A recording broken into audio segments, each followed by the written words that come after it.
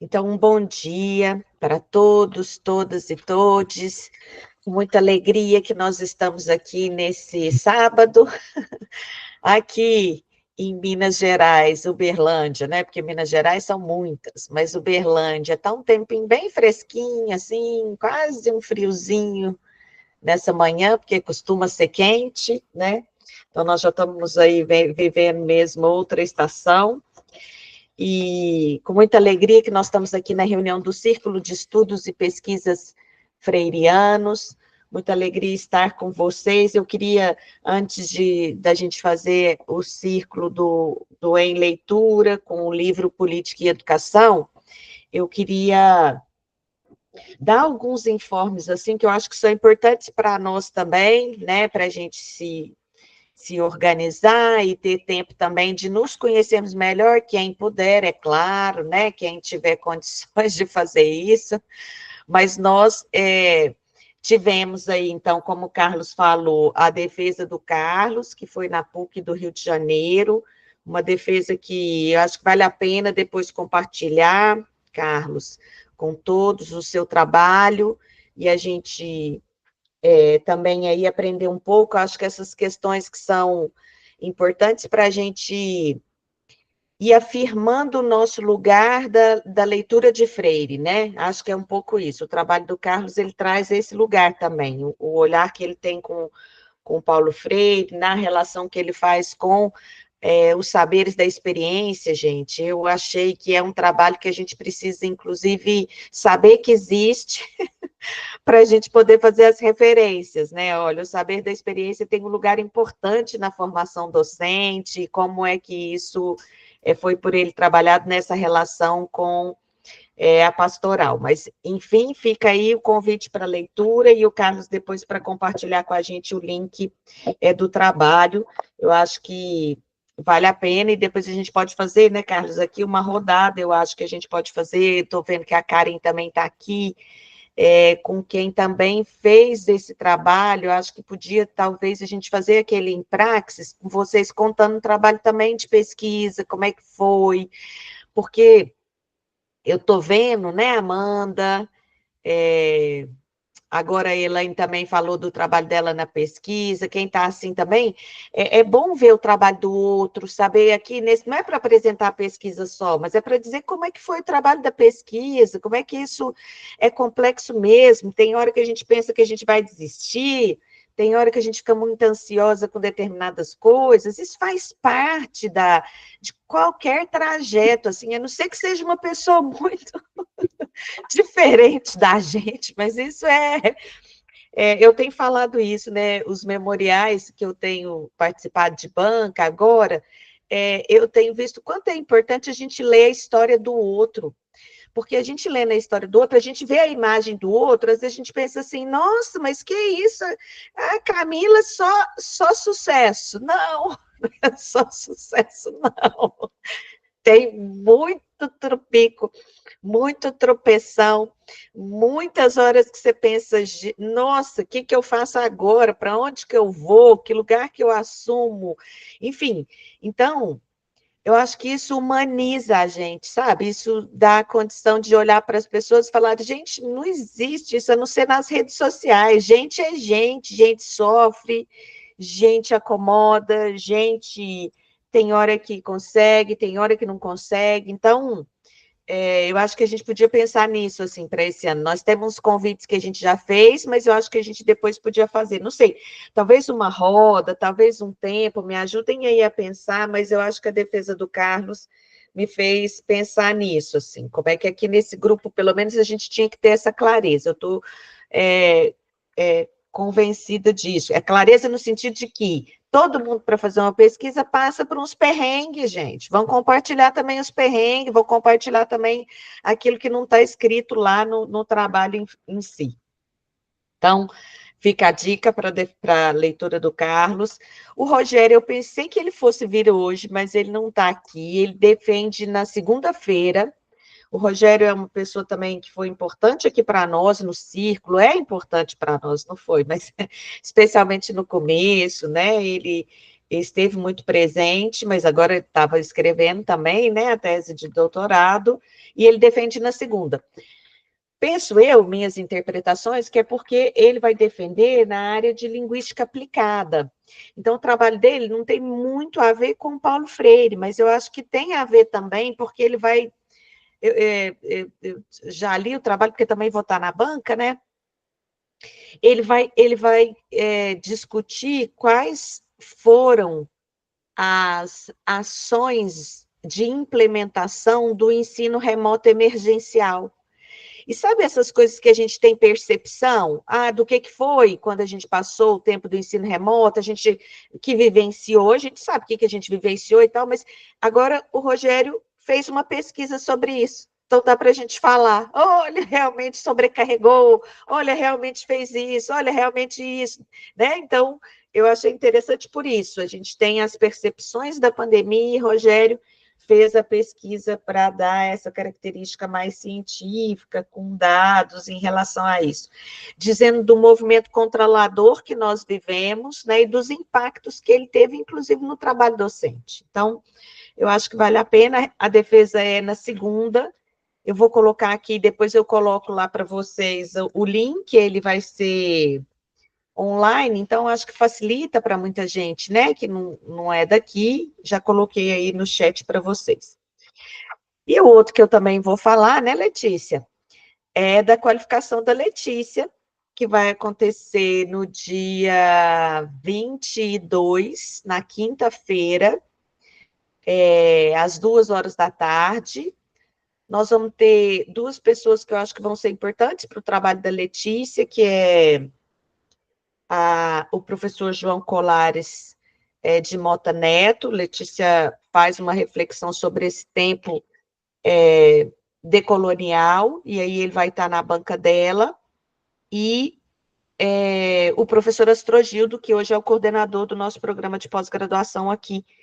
Então, fica o convite, geralmente qualificação não é aberta, mas eu acho que para esse grupo aqui nosso a gente pode abrir para aprender um pouco também. Letícia está fazendo um trabalho que eu acho muito interessante para fazer essa reflexão do diálogo possível entre Paulo Freire e o pensamento decolonial. Então, fica o convite aí para vocês também. Já coloquei aqui no chat o link para quem quiser participar. É na quinta-feira, às 2 horas. O último informe que eu queria dar para vocês, quem está aqui no Círculo há tempo vai entender, é do que aconteceu recentemente com também uma pessoa muito importante para nós no Círculo, que é o Michael. Quem está aqui há mais tempo, acho que Dani, Carlos, Letícia, Andréia, Silvia, Sandra, Karen, talvez, não sei. Mas, Hilda, bom dia. Andréia, Alzira, Karen, bom dia. Jusilânia, Amanda, Selma, Sandra, que eu acho que eu não falei bom dia para vocês. Silvia, bom dia também. O Maicon perdeu o seu companheiro, né? E está muito consternado, claro, né? Uma pessoa muito jovem, enfim.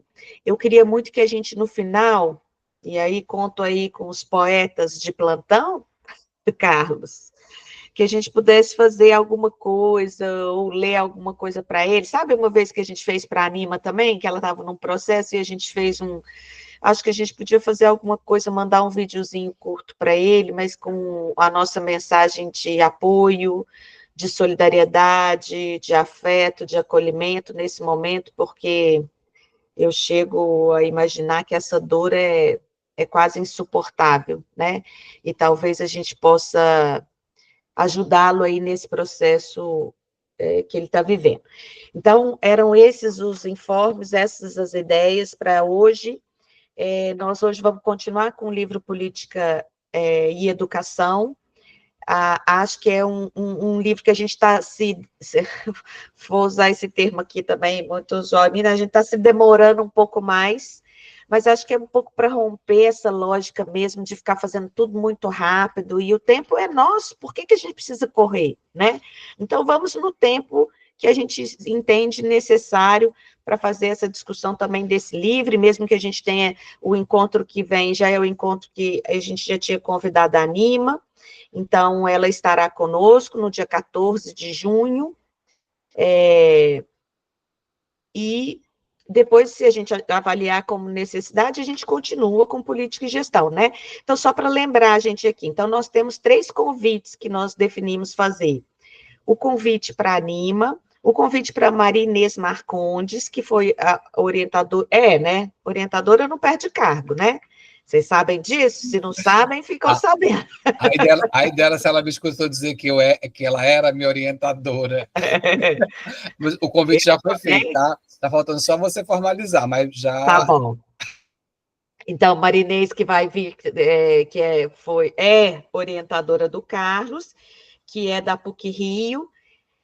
Nima, eu também fico falando da Nima como uma amiga, mas a Nima também da Unicamp, né, gente? Então, a Nima Espigolon da Unicamp, a Marinês Marcondes da PUC-Rio, e eu fiquei com muita vontade de chamar, e não sei, eu acho que já falei, talvez, não sei, minha memória já não anda mais a mesma, mas de chamar o Fanley, que foi a última banca que eu também participei, que foi da USP, e acho que ele teria uma boa contribuição aqui, porque o olhar dele, especialmente, gente, na metodologia do trabalho que ele usou, porque ele usou uma metodologia que eu também não conhecia, que é uma metodologia que se aproxima do pensamento freiriano, eu acho que para nós também pode ser um caminho aí para a gente pensar aqui, né, as formas de viver Paulo Freire na pesquisa, as formas de viver Paulo Freire na extensão, as formas de viver Paulo Freire no ensino, acho que é o nosso caminhar aqui, não só ficar de um lado só, mas tentar abarcar essa totalidade possível aí com Paulo Freire. Então, mais uma vez, um bom dia para todos, todas e todos, e passo a palavra aí para a duplinha de hoje, que vai caminhar com as nossas discussões em política e gestão. A quem então, já agradeço o trabalho, que eu estou falando duplinha, mas dá um trabalho danado, né? Então, obrigada, Raquel, obrigada, Silvia. Raquel e Silvia. E Brenda também esteve conosco nas discussões. Ela não pôde estar presente hoje, mas quando a gente estava planejando, ela estava junto. Era um trio, na verdade, naquele momento, né? Então, bom dia, pessoal. Tem um pessoal que chegou depois que eu falei bom dia um pouquinho mais cedo. Eu queria ver se alguém poderia, por gentileza, projetar o Canva. Não sei se a Lê ou Ildinha. Eu não lembro quem estava projetando da outra vez, porque quando sou eu mesma que projeto, eu não consigo ver vocês. E se precisar do link, eu estou com ele aberto aqui e colo no grupo. Deixa eu fazer isso, para facilitar e agilizar. Eu consigo aqui também, se vocês quiserem, pode me mandar. Pode ser no chat nosso aqui? Foi. Então, o nosso tema, né, que é um dos... Não sei se capítulo, né? A gente usou um outro nome para os trechos desse livro. Eu não me lembro, não acho que foi capítulo, não, né? Porque são pequenos artigos, né? Como eles chamam lá? Não lembro. Enfim, o nosso é Unidade na Diversidade. E aí, esse é um tema muito caro a mim, né? Silvia também comentou conosco no grupo, e Brenda, que ele é um tema muito próximo da gente, né, Silvia?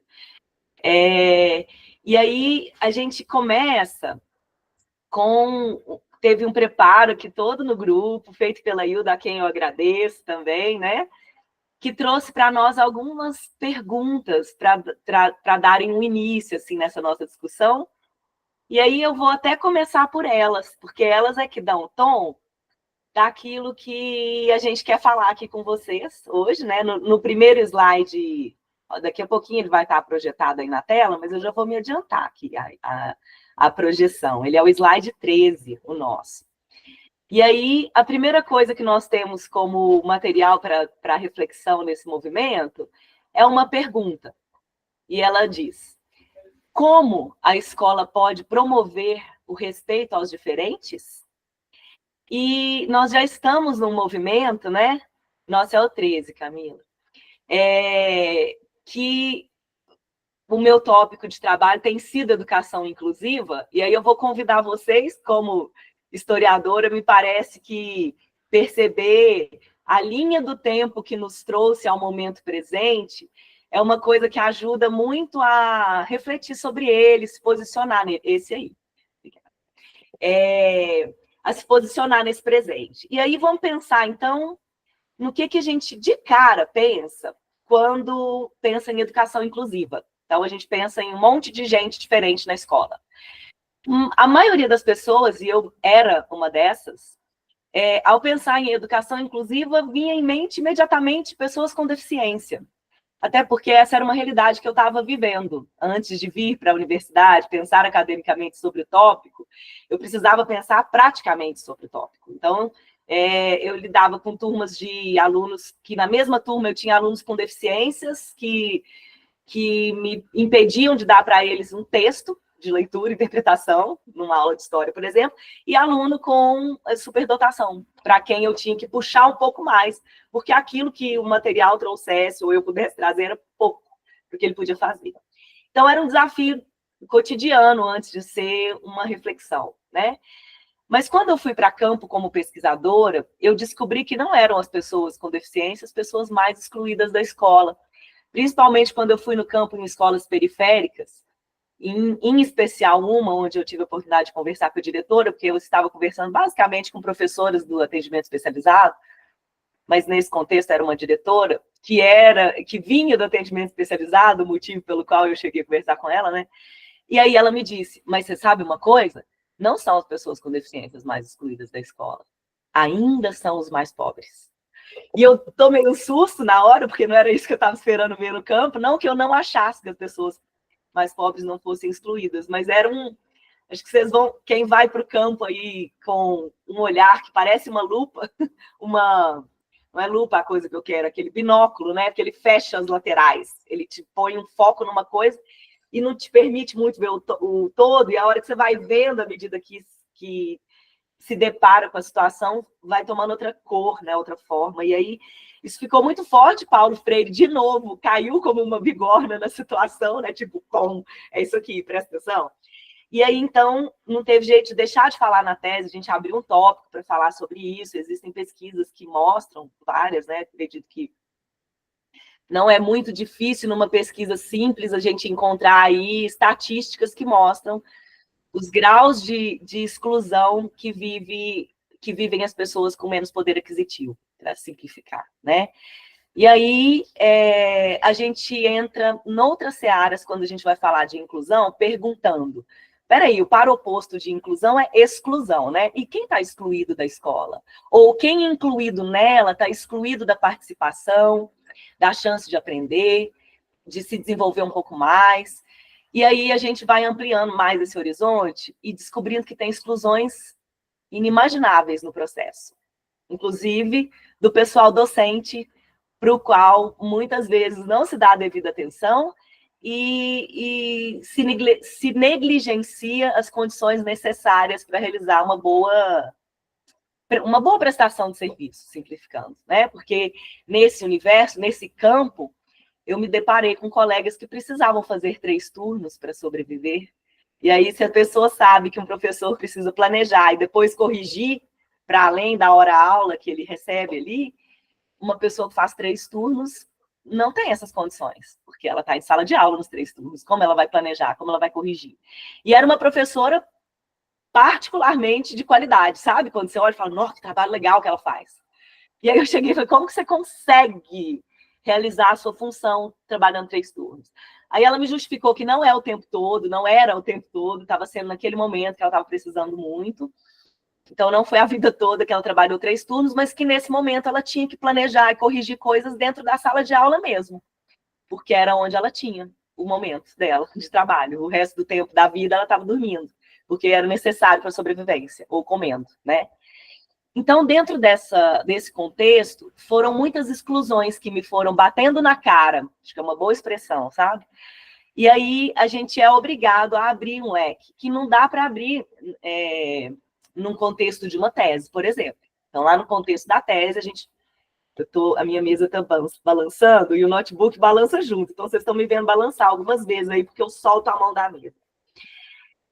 Mas, então, dentro do contexto, no contexto da tese, eu precisei limitar para essa situação de ter uma sala de aula inclusiva, e aí com vocês aqui, eu trouxe a possibilidade da expansão, mas aí a gente volta, porque nós estamos num ambiente plural, e a ideia da unidade na diversidade que Paulo Freire propõe é para a gente motivar a multiplicidade e a pluralidade, e não só motivar, né? Porque, na verdade, isso nem precisa de motivação.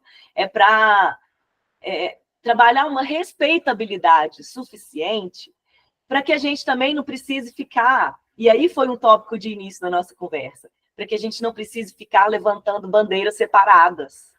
Algumas vezes dá a nítida impressão de que isso nos segrega em grupos, né?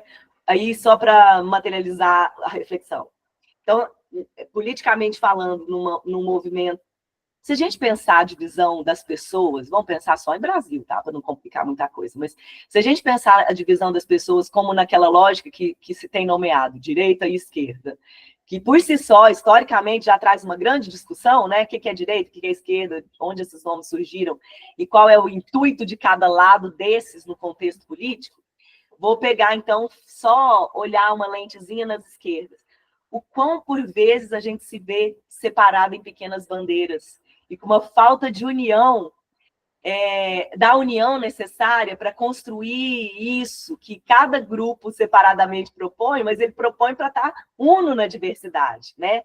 Mas, às vezes, essa unidade parece uma perspectiva longínqua, difícil de tocar, porque quando você vai chegando perto de um e de outro movimento, ele só conversa consigo mesmo, em alguns contextos só aceita a própria linguagem e os próprios membros, isso já foi vivido na pele, eu aposto que por mais gente além de mim aqui nesse grupo, né? De você chegar num contexto até com um ímpeto de apoio, mas não sentir que você nem é aceito, né? Então, dentro do nosso métier, vamos dizer assim, com a lente focada no próprio lado esquerdo da arquibancada, né?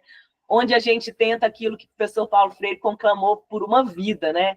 A ajudar que os desvalidos sejam um pouco menos desvalidos depois da nossa ação, né? Porque nós que nos unimos aqui, gente, esse movimento que a Camila faz, né, do círculo em torno das leituras, em torno das reflexões e tal, ele nos reúne, nós somos muito diversos, estamos em vários lugares do Brasil, viemos de vários lugares, estamos dentro e fora da universidade, mas ele está na universidade. Então, é um seio privilegiado. Nós somos privilegiados por estar aqui. A gente já mencionou isso em outras ocasiões que a gente se encontrou, né? Nós fazemos parte de um grupo muito seleto dessa sociedade. E, na minha opinião, isso nos dá uma responsabilidade muito séria, né? Que é de fazer o que o professor Paulo Freire conclamava que fizéssemos, né? De levar com o que nós estamos aprendendo aqui algum benefício para a sociedade ser um pouco mais equitativa, um pouco mais una nessa diversidade toda que a gente precisa respeitar para que ela continue coexistindo a contento, né? E aí eu desemboco naquilo que eu vim falando lá da educação inclusiva, que, na verdade, sim, as escolas estão precisando aprender como incluir, porque agora é uma realidade, ela já tem alunos muito diversos no contexto, e agora o processo é de tornar a escola um lugar melhor para cada aluno, tornar possível que cada um aprenda, que cada um se desenvolva dentro do contexto, né? E aí esse cada um inclui o que nos tópicos que estão na nossa tela aí, né? Os tópicos da lateral direita, vão apontando. Então, exige uma valorização da diversidade, que seja cultural, que seja racial, que seja de gênero, que seja de classe, que seja de tantas outras possíveis da gente incluir aí na lista. E também, junto com essa valorização, vem, como consequência, né, até, uma superação das discriminações. Isso é uma parte dessa luta por justiça social que o professor Paulo Freire nos conclamou durante toda a vida, todos os escritos, todas as falas, todas as ações, toda a existência dele nesse plano durante o tempo que a gente pôde desfrutar dessa alma grande, deixando ensinamentos para nós, né? Porque houveram outras que somaram. E aí, nesse movimento, a gente pensar, eu comecei a falar da linha do tempo e interrompi esse tópico. Então, para falar do último item, eu vou falar da linha do tempo. Que a professora Adriane, minha orientadora lá, como disse a Camila, orientadora, eu já entendi que é eterno, Camila. Já entendi, porque passa a ser um negócio parecido com mãe, né? Eu tenho muita sensação de filha da professora Adriane, eu não sei explicar, mas eu chamo ela de minha orientadora agora, mesmo depois de ter defendido, e acho que para sempre. Mas ela me trouxe uma coisa muito interessante quando eu vinha desesperançosa, né? Camila também viveu isso comigo um pouco enquanto professora, né, Camila? Às vezes, uns tapas na cara faz a gente falar, não, para quê? Como? Vai adiantar. E aí ela falou, Raquel, presta atenção. Vamos ampliar nosso olhar. Você que é historiadora aí, vamos olhar para a história um pouco maior, chega para trás. A Idade Antiga não está tão longe da gente, assim, pensa em tempo geológico, que fica mais fácil de perceber essa distância, né, esse tempo. Não está tão distante de nós a Idade Antiga. Então, era ontem que a gente estava jogando pessoa com deficiência no precipício, que ele diferia do convencional. Talvez isso ainda seja feito em algum lugar, né? E depois disso a gente escondia, segregava, tinha vergonha. Depois a gente começou a mostrar que a gente tinha pessoas com deficiência, que elas não tinham os corpos nos conformes das regras das belezas, mas eram pessoas muito potentes, que podiam trazer mensagens maravilhosas. E depois de segregar eles, então, escondidos, sem ninguém ver, eles passaram a ser mostrados, mas estavam em espaços segregados. Eles não tinham direito a uma escola comum. E agora, há muito, muito pouco tempo, tipo ontem, você já era aluna, você já era professora, quando eles começaram a ser aceitos na escola. E a nossa luta agora é por tornar as escolas mais equitativas. Olha que lugar bonito da história que a gente está. E aí isso foi um tapa, né, muito bom para olhar com mais esperança para tudo isso, sabe? É difícil mesmo. Eu tenho uma querida amiga trabalhando num prestador de serviço no interior de São Paulo, um SESI, se não me engano, eu sempre confundo se é SESI ou SESC, mas eles prestam serviço dando treinamento para professores de escolas públicas. E aí, ela é responsável pelo treinamento da educação inclusiva. E a gente se falou, e ela muito desesperançosa nessa semana, comentando sobre como para todo diretor, situações onde eles não querem aceitar que a escola tenha que ser inclusiva, a culpa da falência da educação brasileira é do autista nível 3, agressivo, presente na escola. Né? Ela falou todos os lugares, né? Assim, a gente sabe que é um transtorno, que é um problema, e que a gente precisa achar soluções dentro do contexto, mas aí todo mundo culpabiliza de um ponto de vista que facilita que digam que educação nenhuma inclusiva é válida. Então, a gente tem que tomar muito cuidado para os discursos, para os olhares, para as atenções, e por que a gente acha que não pode estar incluído, né? Porque eu ainda tenho, isso é pessoal, e né, eu nem escrevi isso na tese, porque eu não achava jeito de apontar isso, mas eu vou compartilhar com vocês. Eu ainda acho que uma pessoa que machuca as outras pessoas não dá para incluir no meio das outras pessoas. Porque eu trabalhei em escola onde uma criança agressiva era capaz de machucar 8 crianças não agressivas, e eu não acho muito adequado que fosse assim. Só que eu não sei uma solução, não. Eu não sei o melhor jeito, mas é uma questão que a gente tem nas escolas, né? Eu já tive colega que foi para casa cheia de hematomas, de um aluno, né, que estava muito agressivo no dia, e ela estava precisando fazer contenção física mesmo, então, para proteger os colegas. Então, são situações insalubres de trabalho também, que a gente precisa prestar atenção. É um tópico sensível, a educação inclusiva é um tópico sensível, porque há quem não concorde, e aí é nesse movimento que a gente vai refletindo e pensando, colocando na mesa, né, essa discussão da educação como instrumento de promoção do respeito às diferenças, porque eu acho que é nesse lugar que está essa promoção. Nós, como professores, é que temos o poder de contar para além dos alunos, porque muitas vezes é também para a família deles, que todas as diferenças humanas precisam ser respeitadas no contexto onde nós convivemos, porque no futuro seu filho vai ter que conviver com todas essas pessoas diferentes. Então agora, Silvia, eu resumi tudão que eu queria falar aqui, até ficou coisinha de fora, mas eu joguei todas as coisas que eu achava importante falar. Aquele próximo slide nosso é onde a gente trouxe a citação do professor Paulo Freire. Pode passar, por favor, Camila? E aí eu queria que você também, além do que você vai falar, apresentasse ele para nós, por favor, que a gente faz tanto tempo que a gente combinou que eu não lembro quem apresentaria o quê, só lembrava que eu ia começar a falar. Olha, se você não lembra, Raquel, imagina eu. Pode falar, Camila. Não, é que Silvia levantou a mão, às vezes ela ainda quer falar alguma coisa nesse slide aqui, que é Silvia. Ah, tá.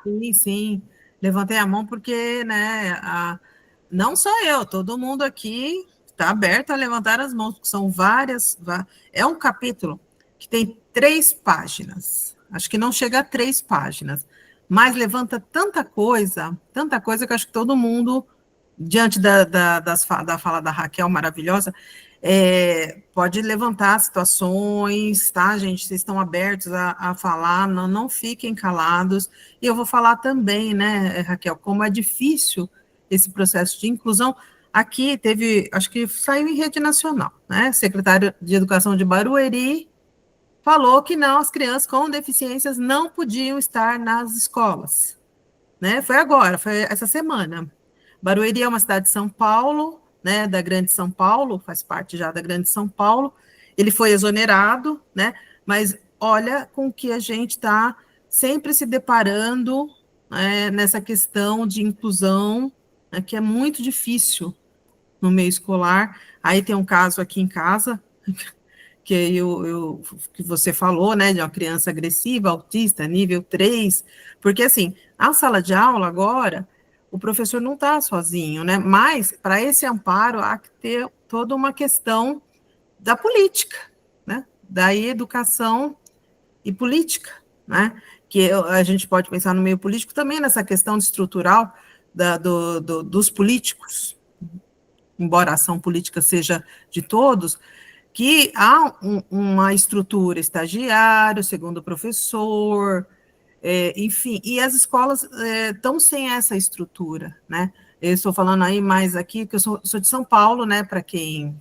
ainda não me ouviu falar, e aqui no município de São Paulo tem uma situação complicada, tanto estadual e agora municipal também, na questão do governador e do prefeito, né, bolsonaristas, ferrenhos, que eu acho que em Uberlândia também vive essa situação, que é a mesma em muitos estados, que embora na presidência seja uma coisa, mas nos estados é bem outra, as escolas cívicos militares, enfim, estão planejando de tudo por aqui. Então, na escola que minha filha trabalha, EMEI, escola infantil, ela é auxiliar, não quer dar aula de jeito nenhum. Ela é licenciada em biologia, mas ela tem horror, né? Olha como que o jovem sai da licenciatura, muitas vezes, né? Horror à sala de aula. Mas ela trabalha na educação infantil, ela gosta muito. E aí, a sala tem um autista nível 3, que bate em todo mundo, Raquel. Olha que exemplo, esse aí que agride a todos. Então, não tinha um estagiário para um período, então colocaram a minha filha para contenção da criança, né? Foi um conflito, porque não faz parte da atribuição, mas ela está junto lá, né? Teve que, já conseguiu levar a criança para o banheiro, sabe que essas coisas assim, de a criança não agredi-la, que é toda uma coisa pedagógica que está inserida no professor também, né? Embora não tenha função. Então, isso é muito devagar, isso precisa de estrutura, essa inclusão. A inclusão, mas o que você falou tem todo sentido. Antes, essas crianças eram escondidas, né? E o Paulo Freire, aí eu vou entrar, vou ajudar na apresentação também, que faz tempo, vou entrar com as citações, mas me veio essa situação prática, tanto do secretário de Educação de Barueri, quanto dessa situação aqui do meu lar, né, que a gente enfrentou essa semana, porque a gente convive com as situações da sala de profissionais, né, eu não tenho essa situação em mim, mas tive muito, viu? Que assim, quando eu lecionava há quase 20 anos, eu passei muito por isso, porque é uma situação que foi ontem, mas há 20 anos atrás para cá, a idade antiga, olha a história que você contou, que é a linha do tempo em sentido histórico e geológico é muito diferente, então para a gente isso está acontecendo ainda, e é devagar, e é um enfrentamento, e os professores muitas vezes não estão preparados para essas situações, por isso que precisa de uma estrutura que vá além do professor, para ele poder dar conta da situação, mas não de contenção, né? De compreensão, de humanização, humanidade. Acho que tudo envolve isso, além dessa questão, que eu concordo, é complicado você pensar num que agride 10, mas o que fazer para esse um não agredir mais os 10, né? Isso é muito devagar. Então, só estou para todos, para pensar nessas situações, acho que muitos colegas aqui já convivem com esse mesma universo, né, de situações. E voltando para a questão que você falou da unidade na diversidade, em termos de divisão, né, por exemplo, o movimento feminista é um movimento dividido, né, porque tem mulher trans, LGBT, quer dizer, uns viram as costas para os outros, e dentro disso o recorte é de classe, o recorte racial, tá? Então viveu tudo isso, né, e sem pensar que se unissem, né, seria diferente, né? E aí leva isso para a sala de aula também, que realmente a sua pesquisa na questão do recorte de classe, né, dos excluídos, é uma coisa que vem, né, desde o período colonial, que os excluídos sempre foram os excluídos da escola, os mais pobres, e é os que são expulsos também, né, os que saem primeiro da escola, chegam até a 6ª série, depois vão trabalhar, vão para as ruas pedir, enfim, dependendo da realidade de cada local do país, né? Mas é mais ou menos a mesma coisa que acontece. Aí acho que dá para ir para o próximo slide para a gente começar a refletir, porque teve várias. A gente fez uma reunião só, mas com tantas reflexões que agora vem a memória, né? Que nós resgatamos vários fatores, várias obras do Paulo Freire, Pedagogia do Oprimido, Pedagogia da Esperança. A gente foi unindo, né, nesse capítulo que ele fez, esse pequeno artigo, né? Aí eu vou continuando aqui a nossa apresentação, que daí, mais uma vez, a necessidade da invenção da unidade na diversidade. Por isso, é que o fato mesmo da busca da unidade na diferença, a luta por ela como processo, significa já o começo da criação da multiculturalidade. É preciso reenfatizar que a multiculturalidade, como fenômeno que implica a convivência no mesmo espaço de diferentes culturas, não é algo natural e espontâneo. É uma criação histórica que implica decisão, vontade política, mobilização, organização de cada grupo cultural com vistas a fins comuns, que demanda, portanto, uma certa prática educativa coerente com esses objetivos, que demanda uma nova ética fundada no respeito às diferenças. Então, a gente não quer tornar todo mundo igual, é entender que existem diferenças. E o Paulo, nesse capítulo, esse artigo, pequeno artigo, ele vai fazer uma análise, né, dizendo de onde surgem as diferenças, que são das ideologias, a ideologia hegemônica, né, aí surge a ideologia da resistência, né, que vai dando esses recortes, classe, gênero, raça, inclusão dos deficientes, que na verdade, não existia, por quê? Porque eles eram escondidos, tá? Isso é uma atualidade para a gente. Onde é que eles estavam? As pessoas trancavam nas casas, nos manicômios, né? Tem um manicômio de Minas Gerais, eu esqueci. Barbacena? Isso, esse aí, colocavam todos que, além de serem diferentes, tinham opiniões diferentes. As mulheres que engravidavam, mesmo de família rica, que eram mais inteligentes, então, eram escondidas, eram pessoas que eram escondidas, ou nas casas trancadas. Então, para tudo isso que veio à tona, a gente precisa entender, aí o Paulo coloca, né, que essa resistência com face na dialética é o que acontece, vamos supor, ele colocou que é o óbvio, mas que para sair dessa situação e para unidade na diversidade, você precisa entender esse processo histórico. E a história é de possibilidades, e aí surge a educação também, que é a nossa grande questão, como fazer com que a educação inclua os diferentes, né? Participe desse processo de possibilidades também na formação. Pode passar o slide? Eu não vou dizer que eu lembro qual slide que é. O próximo é o último nosso. É o último. A conclusão. Acho que a gente pode então, até... passar, a gente pode ir... Eu vou até pedir, Camila, vou te pedir o contrário, para eu só voltar fazendo favor, para a gente refletir um pouco mais naquilo, Silvia, e a gente encerra, claro. Para encerrar, a gente encerra com aqui. Tudo bem, Raquel, já tinha esquecido qual era o próximo, porque eu lembrei que a gente ia colocar slides de citação de Pedagogia do Oprimido e da Esperança, mas não deu tempo. A gente acabou escolhendo esse, né? Porque olha como ele é forte. Ele é bem. Né? Então, você pode inserir aí as outras ideias. Eu fiquei com vontade aqui, porque a Alzira comentou aqui no chat, enquanto você estava falando, agora você vai conseguir ler aí. A Alzira é de uma realidade de escola também, da educação básica, né, Alzira? E aí ela está falando essa questão, e olha um tópico do que ela fala, é assim, que o problema não é esse acolhimento do aluno com laudo, é que a gente faça esse trabalho de uma forma colaborativa, porque ele precisa ser realizado a várias mãos.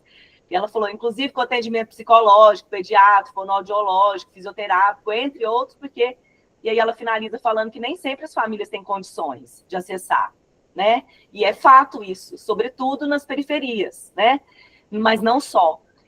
Porque também tem o problema que outra pessoa mencionou. Não, foi a Alzira mesmo. Cadê? A Karen mencionou, só para já dar o tópico que você mencionou da luta antimanicomial, que é muito interessante, que teve um protagonismo aí do Hospital Psiquiátrico de Barbacena, e aí a Karen indicou um documentário. E além de indicar o documentário, ela comentou que amanhã é o dia da luta antimanicomial, uma luta super importante, gente.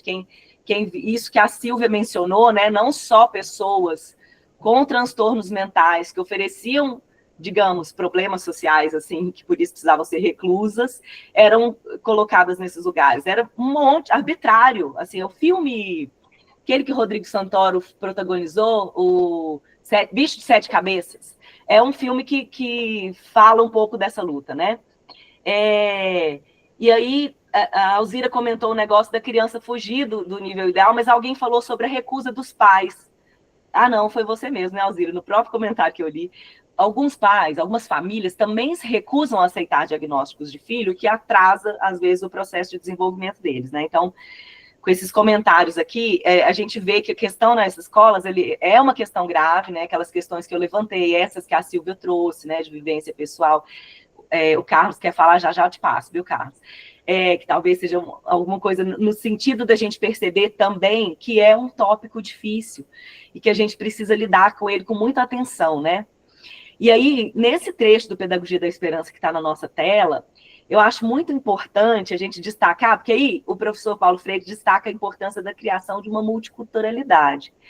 E aí não tem jeito da gente desvincular essa ideia de uma multiculturalidade coesa e harmônica se a gente descartar a noção do respeito, que ele mesmo, em vários textos, e nesse mesmo em outros trechos que não estão apontados aqui, fala dessa respeitabilidade necessária, né? Às vezes na ideia de amorosidade, algumas vezes com outros conceitos, outras categorias, mas sempre trazendo para essa noção do respeito ao outro, tal qual ele é, e buscando um desenvolvimento, né, para que amanhã seja melhor que o hoje. Só que essa parte final da criação histórica, que tem até um grifo que a gente colocou aí, né, ele fala na decisão, na vontade política de mobilização, porque isso que a gente destacou aí, a Silvia mencionou, e acredito que muitos de vocês foram buscando vivências para falar de situações onde dentro dos movimentos de resistência há tantas divergências que causam brigas internas e, portanto, desagregação, que a gente precisa ficar muito atento sobre essa vontade política de mobilização, porque a tendência é que a gente desanime, né? E fala, vou mexer com isso não, vou ficar aqui quieto no meu quadrado, sem também mexer com muita gente, porque mexer com gente é difícil. Acontece que a gente precisa pensar a organização dos grupos para fins comuns, porque é necessário uma união, né? E aí, só fechando, e antes de passar para o Carlos, que eu vou grudar uma coisa no chat, mas vou explicar, que tem já uma conclamação da ONU, né? Acho que através da Unesco, se não me engano, há uma cultura de paz com um manifesto que foi lançado, ele foi começado em 1997, alguma coisa assim, mas ele foi lançado em 2000. Então, o apelido dele é Manifesto 2000. E ele fala que toda situação educativa precisa tematizar uma bandeira única de cultura de paz, para que a gente trabalhe o respeito às diferenças, de um ponto de vista amplo, sabe? Porque aí você não tem essa desagregação. Se a gente consegue... Não é que não tem, porque nós somos pessoas humanas e pessoas humanas tendem à falha, tendem ao erro, né? A gente tem que estar sempre se corrigindo num nível individual, e eu acho que num nível coletivo também. E aí, eu acho que essa proposição da bandeira de cultura de paz, ela propicia a possibilidade de unificações que permitissem, por exemplo, quer ver? Eu vou dar um chute imaginário aqui, que eu sempre imagino ele, então ele é mais rápido na minha mente, mas a gente poderia dar vários em outras instâncias. Como eu presto atenção na luta indigenista, porque eu fico muito botina da vida da gente estar em 2025 e ainda ter massacre de indígena, igual teve 3 no ano passado, e isso não ganhar nem notoriedade pública. E eu achava que outras pessoas de outras bandeiras, por exemplo, eu converso muito com o pessoal do movimento negro, de vários guetos dentro do movimento negro, né? E eu acho, imagina a potência que teria se a gente se unisse assim dentro dos movimentos para defender o direito do outro que está sendo assassinado em massa, que eles estão queimando as casas, que eles estão num processo de estamos juntos e não permitiremos que façam com vocês o que também não permitiriam que fariam conosco, e nós estamos juntos. Eu acho que essa ideia da bandeira da cultura de paz traz muito essa potência, sabe? Carlos, vou passar a palavra para você. E, pessoal, eu vou grudar aqui um link que tem para o Manifesto 2000 da Unesco, que eu acabei de mencionar. Oi, gente, eu concordo com vocês que assim, é um texto pequeno, mas que tem muitas facetas que daria uma discussão ampla, né?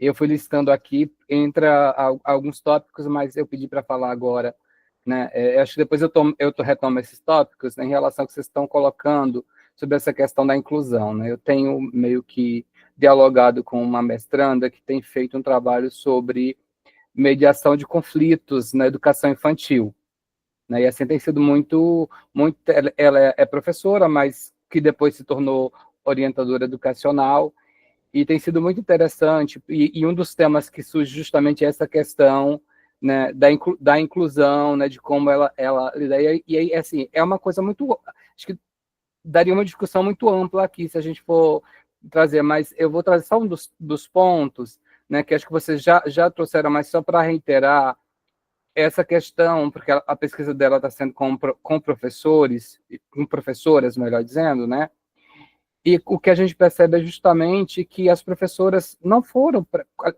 não houve uma formação para essa atuação, assim, além da questão da estrutura curricular, das avaliações, né?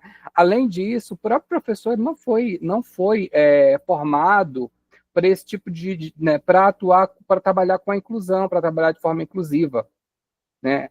E aí o que a gente tem percebido é justamente tem alguns professores que vêm replicando os modelos dos seus professores lá há 20, 30 anos. Sabe? Então, assim, nem a própria formação, e aí acho que é uma coisa, e eu não, longe de mim estar querendo aqui problematizar, centrar o problema na questão da formação única e exclusivamente, porque eu discordo, né? Mas é para a gente pensar também que isso reflete na questão da estrutural, na questão da formação, e aí eu fico pensando, porque uma das coisas, das categorias que o Freire traz bastante nesse texto é a questão, ele vai falando muito sobre a questão da ideológica e tudo mais, até que ponto também essa forma de pensar a inclusão, mas sem, né, colocar os estudantes na escola, mas sem pensar em como fazer, isso também não é uma questão ideológica, né? É claro que uma vez estando inseridos, né, na escola, a gente acaba precisando pensar a respeito, mas isso acaba impactando, né, e eu que eu venho observando ao longo dessas conversas, acaba impactando, inclusive, na saúde dos professores, como vocês colocaram, né? E aí, uma das coisas que a gente tem observado nessas conversas é que, se não houver um trabalho interdisciplinar, envolvendo gestão, envolvendo equipe pedagógica, orientação, né, um serviço psicológico,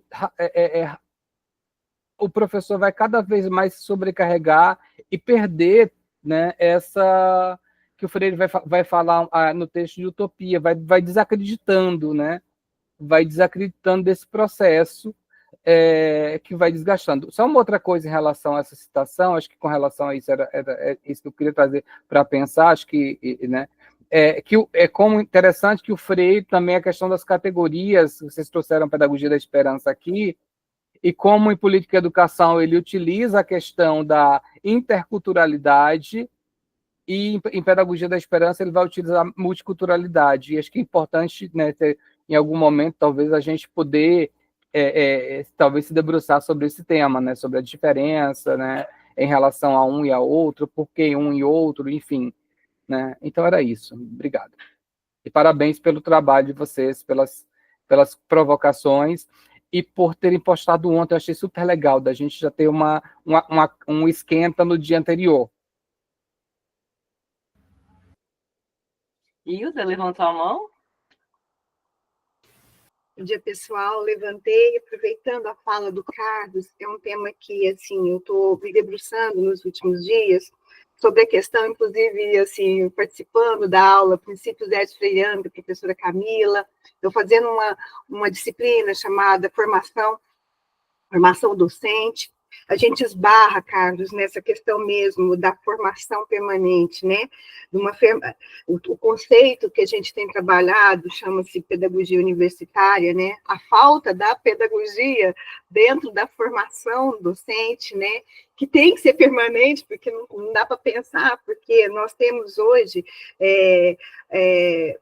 buscar respostas aos desafios contemporâneos, né? E aí a gente fez uma apresentação, inclusive eu vou colocar, Camila, se possível, no grupo, um texto freiriano, assim, de estudiosos de Freire, que vinha com essa questão. Há lugar para a teoria de Freire na pedagogia universitária contemporânea? Eu penso que nesse processo de busca de como fazer, como quebrar essa barreira, eu penso que sim, que a resposta vai ser sim a pedagogia universitária, como um campo de aplicação da teoria freiriana, que está tão esquecida, né? Onde não se pensa só o tecnicismo, mas principalmente a formação humana e afetiva.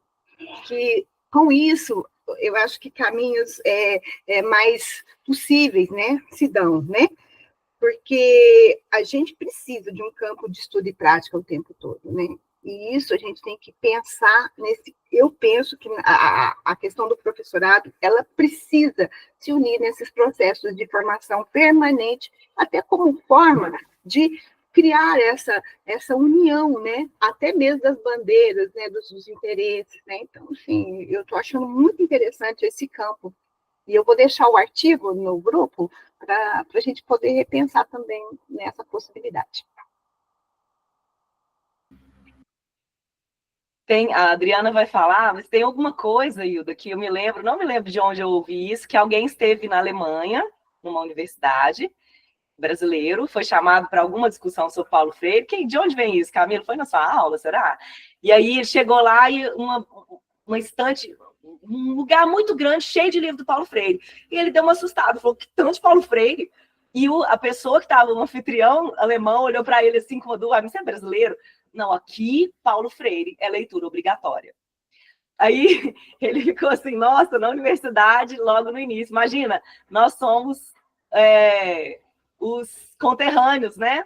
E vivemos essa situação em que, enfim, até visões contrárias, ataques e tal, vêm, né? Então é bem complexo a gente estar nessa realidade de onde veio o professor Paulo Freire e não ver aplicado nesse contexto. O incômodo que eu tive deve parecer com o que você está sentindo, de que na universidade tem muito pouco Paulo Freire para o que deveria, né? Adriana, é com você. Bom dia a todos, todas.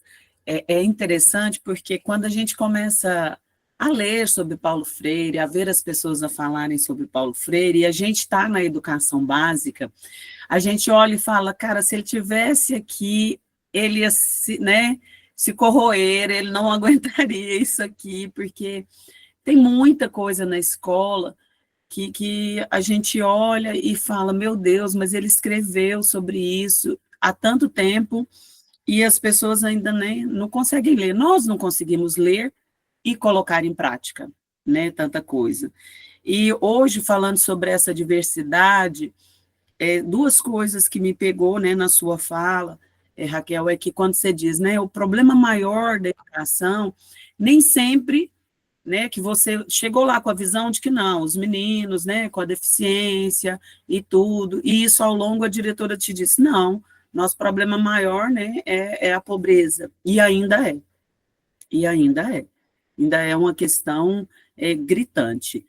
E uma coisa que me preocupa é que as pessoas que às vezes postulam, né, que estão fazendo a inclusão e tudo, no nosso caso aqui, de Uberlândia, é uma escola municipal, então a gente tem um centro de referência que organiza isso. Há poucos dias na escola, não, vamos cortar profissionais, porque tá sobrando gente.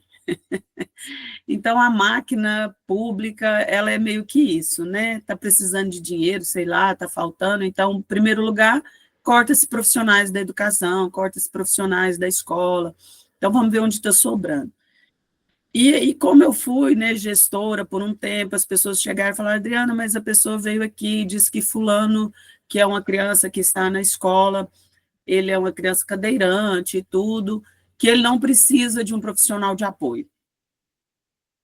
Eu falei, ué, é muito simples, gente. Não tem que questionar, vocês não tem que bater de frente com a pessoa. Peça a ela para vir e recebê-lo em um dia de aula e conduzi-lo. Pronto. Ela tem que vir e ver a realidade. E aí eu me lembro de Paulo Freire nesse sentido. Por quê? Porque Paulo diz, olha, para você fazer, é preciso que você saiba de onde ele veio, quem é ele, como ele é. Não dá só para você criar uma lei achando que, como que, por quê? É preciso que você veja. As crianças, é preciso que você olhe para aquela criança. A criança, ela é uma criança cadeirante, ela não tem noção. Sabe, hoje, depois de 4 anos estando na escola, ele é uma criança que já se movimenta, que já atende pelo nome, que ele consegue pegar, por exemplo, comigo, eu o chamo pelo nome, e ele me olha, ele já vai com a cadeira atrás de mim. Então, são construções, não é do dia para a noite que ele faz isso, né? E aí, eu falei, convide a pessoa a vir aqui e ver a realidade desta criança por um dia. Não bata de frente com ela, não diga que a criança precisa, diga para que ela venha, fique um dia com esta criança, ou a receba no portão da escola, ou onde que seja, e faça valer, então, o que ela está dizendo que pode ser feito. Se ela não precisa, ela vai nos provar que não. É isso que tem que ser feito, né? Não dá para sentar numa cadeira em um centro de referência e dizer o que fazer. Não dá. E é isso que tem sido feito nas nossas escolas. E quando a gente lê o Paulo, a gente pensa assim, nossa, mas por que quem está nessas cadeiras grandes, né, não lê o Paulo? Onde é que nós, educadores, falhamos, né?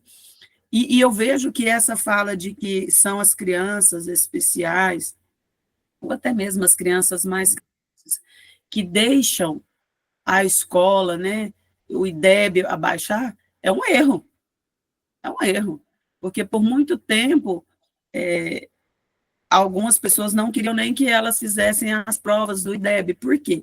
Como são questões em alguns casos, de marcar X, alguns têm profissionais de apoio, elas acertavam, elas tinham uma assertiva boa de X.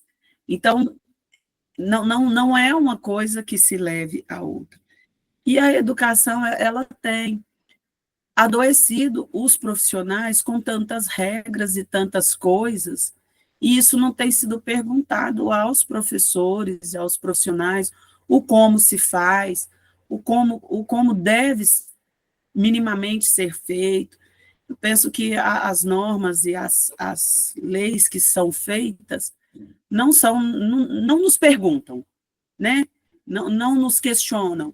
Ontem, eu não sei se vocês viram, mas Uberlândia fez aí uma proposta de uma política pública onde todos os setores públicos podem serem utilizados, gestados e comandados por privatizações, né? Então, uma empresa vai comandar o Parque do Sabiá, por exemplo.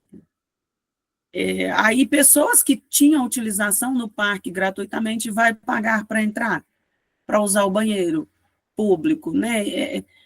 E as escolas é um dos itens que está nessa lista. É um dos itens que está nessa lista.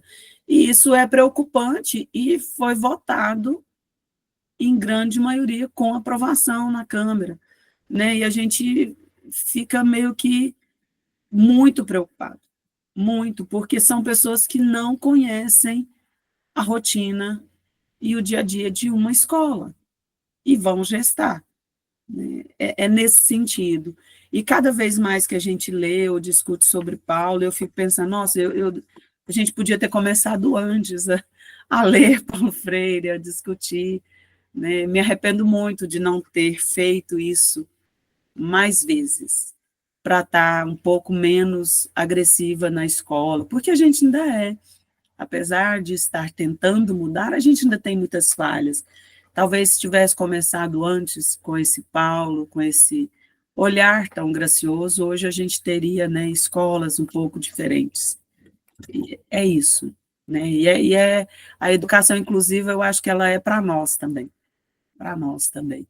E é bom que a gente pense que essas crianças que estão na educação básica, elas podem ir além. Em 2006, se eu não me engano, eu trabalhei com ensino religioso no turno da manhã, de sexta ao nono, e uma coisa que eu fiz lá, e agora me lembrando, é que os meninos falavam, professora, mas esse colega, ele vai ficar aqui, como se aquele colega que estivesse ali não fosse para além.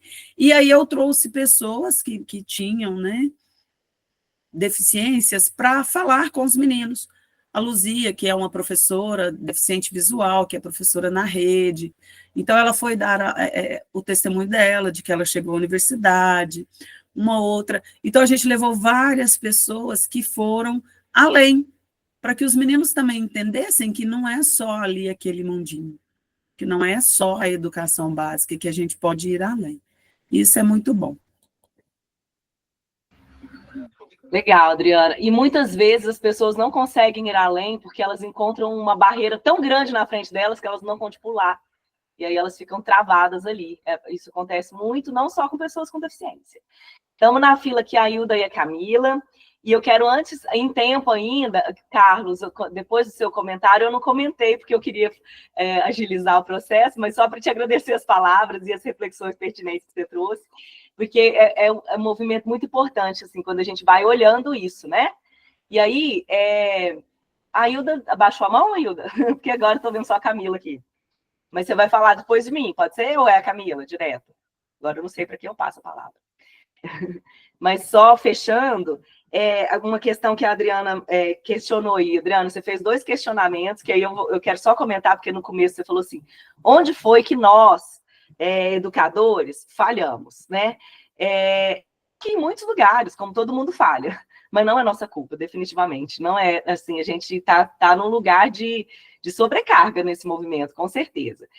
Acho que, como a Alzira também comentou aí no chat, né, treinamentos são muito importantes. A gente está num lugar privilegiado, a Alzira, você fez um comentário no último aí, né, com a presença do CEMEP e os treinamentos que ele propicia. Uberlândia é um lugar privilegiado da educação pública municipal, porque quando a gente observa alguns outros lugares, não tem respaldo nenhum, ninguém para ajudar, o pessoal está sozinho mesmo, tem a quem recorrer, Secretaria de Educação tem 3 pessoas que estão envolvidas na burocracia, é sempre uma confusão em outros lugares, né? Eu acho que Uberlândia a gente também está num lugar privilegiado, mas é dos lugares privilegiados que saem algumas soluções possíveis, né? A gente precisa começar a pensar nisso. Não é culpa nossa. E aí, uma outra coisa que você falou mais na frente, Adriana, as leis não nos perguntam. Não nos perguntam. Vão mexendo as coisas e modificando sem que a gente seja perguntado. E aí, onde as pessoas são perguntadas? Funcionam? A gente tem a experiência da Finlândia, né? A Finlândia figura aí no topo das... Claro que vai ter 1000 questionamentos, mas o que levou a Finlândia onde ela está agora foi, primeiro, perguntar para os professores.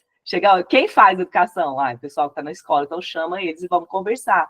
Então, ali que começou a traçar uma coisa que depois, uns 10 anos depois, resultou em bons desempenhos em avaliações internacionais. Mas foi porque primeiro ouviram os profissionais da educação. A gente está um pouquinho longe, infelizmente, dessa realidade.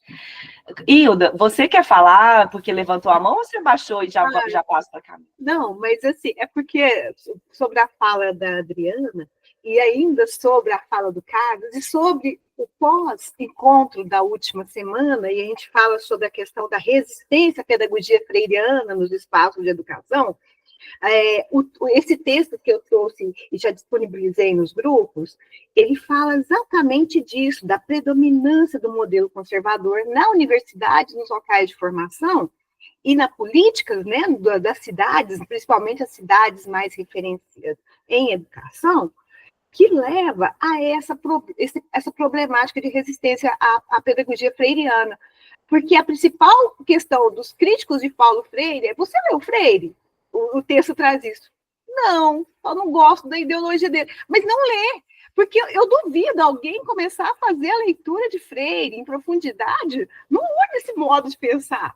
Por isso que a formação, eu penso que hoje ela é um instrumento assim, muito emancipador de mentes mesmo. Sem dúvida. Necessário. O Raquel, antes da fala da Camila, quero ressaltar aqui o chat. A Alzira colocou uma série de situações, a Alzira Ribeiro, né? Inclusive da insuficiência de profissionais, da ausência da formação que deveria ter acontecido antes da inclusão. Acho que não, isso aí é bem complicado, porque nada no Brasil acontece antes de acontecer, né? Não há um planejamento mesmo, mas ela colocou aqui, ó, eu vou até citar a fala dela, e me desculpem o exagero, depois o pessoal lê o chat. Estou com uma sala de 30 estudantes de segundo ano, com inúmeras particularidades, muitas delas advindas de traumas psicológicos, abandonos, violências, problemas neurológicos e físicos, além de ter 4 crianças autistas, sendo uma cadeirante e uma delas sem laudo. Olha a situação, né, que o professor vive, né? Então, eu quis ilustrar com essa fala da Alzira, né, da realidade que ela está vivendo. Aí, agora eu passo para a Camila. Quem sabe, né, Camila, eu não sei nem o que dizer, né, diante de uma situação dessa, como fazer, o que fazer nesse processo para a inclusão, para a unidade na diversidade. Dani, quer falar primeiro? Obrigada, Silvia. Depois? Pode ser depois.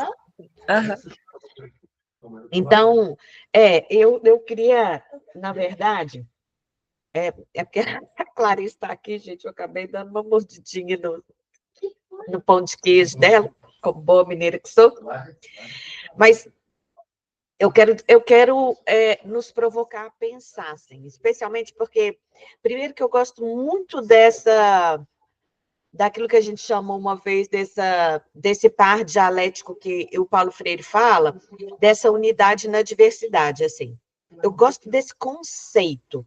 Eu acho que é importante a gente pensar o que significa isso, a gente ter então, como ele diz aí, né, que são fins comuns em um lugar diverso, em um lugar em que as diferenças estão presentes. Eu gosto dessa ideia, gente, porque, gente, aí eu vou provocar vocês um pouco a pensar em coisas que eu também penso, e não estou, mais uma vez, dizendo que tem nenhuma resposta para isso, mas eu acho que eu tenho provocações a fazer. Primeiro, nós vivemos uma cultura educacional de busca de muitos consensos. A gente faz uma romantização de que um dia vai ter um momento em que nós vamos viver no paraíso. Não existe isso, assim. Isso não existe, não é porque não existe na educação, não é porque não existe na realidade. Não existe. Não existe um momento em que a gente vai chegar e vai estar tudo organizado e que as coisas vão funcionar. Isso é história, isso não é realidade. História no sentido de histórias, no sentido de ser... fantasias, no sentido de que a realidade concreta, ela não é assim. E nós eu acho que, daí eu vou falar, né, na educação, a gente vive um pouco nessa... Eu gosto muito daquele livro do Miguel Arroyo, que ele fala das imagens quebradas. Acho que a gente vai fazer um exercício de pensar num espaço, lugar ideal, que nunca é o real. E aí isso faz com que a gente se distancie das possibilidades, porque enquanto a gente fantasiar uma realidade inexistente, e que quando a gente trabalha com pessoas, ela nunca vai existir, nós não vamos conseguir enfrentar os problemas reais que acontecem com a gente dentro de um espaço coletivo e educativo. Então, por que eu estou falando isso assim? Porque eu acho que é o inverso do que a gente faz. Porque o que a gente faz na escola nessa perspectiva tradicional, assim, na universidade nessa perspectiva conservadora? Não vou chamar de tradicional, mas a universidade, para mim, é conservadora. Como é que eu mantenho as estruturas? Como é que na escola eu vou lidar com a uniformização? Então, eu coloco todo mundo de uniforme para todo mundo parecer igual, eu disciplinarizo, eu fragmento, eu coloco em fila, eu faço fila, eu crio rituais e formas que fazem com que a gente não identifique o que é o nosso fim comum no diverso, porque a gente está o tempo inteiro tentando ficar igual, tentando fazer igual, tentando com que todo mundo tenha as mesmas características, com que todo mundo chegue nesse modelo ideal que a gente criou, que a gente idealizou e que ele não existe. O Imagens Quebradas, do Miguel Arroyo, vai falar um pouco isso, assim, como é que a gente vai criando uma imagem ideal de quem é a educação, de quem é o estudante e a estudante que estão conosco, de quem é a criança, de quem é o jovem, de quem é adolescente. E aí a gente precisa quebrar com essa imagem. E por isso que talvez eu esteja aqui pensando que a gente precisa romper com algumas coisas mesmo. Para mim é ruptura. Não tem outro nome, assim, porque a gente vai fazendo... E aí, vejam, eu não estou falando de nada específico, porque eu estou falando da ideia da unidade na diversidade. O que significa isso? O que significa isso para uma instituição educativa? Porque o discurso talvez já esteja muito alinhado, mas as ações ainda não. Então, acho que a gente precisa... buscar essa coerência, né, que eu acho que também é muito freiriana, essa busca da coerência, e aí eu vou dar um exemplo para vocês, muito prático, assim, das coisas que eu espero que vocês entendam nessa minha provocação, assim, especialmente quando a gente trata dessa ideia do que é a diferença, o que é o diverso, como a gente precisa estudar mais isso. Lembrem que esse texto do Paulo Freire é de 92, né, quer dizer, nós estamos em 2025, não é possível que ele desse conta da diversidade que hoje nos é real, né? Aquele era um tempo histórico, hoje nós estamos em outro tempo histórico, então nós temos aí também que fazer um pouco essa adequação histórica nesse movimento. Mas, enfim, o que eu quero contar para vocês é que nesse final de semana,